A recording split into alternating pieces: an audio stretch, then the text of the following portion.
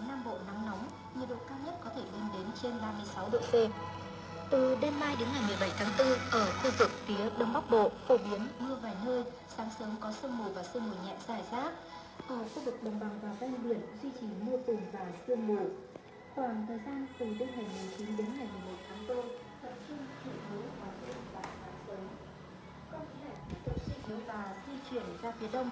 Khoảng ngày 12 tháng 4, không khí lạnh có khả năng được tăng cường trở lại, gây mưa rào và dông rải rác. Cục bộ có nơi mưa vừa mưa to ở khu vực Đông Bắc Bộ. Từ ngày 14 tháng 4, mưa giảm và thu hẹp dần phạm vi ảnh hưởng, trưa chiều hưởng nắng.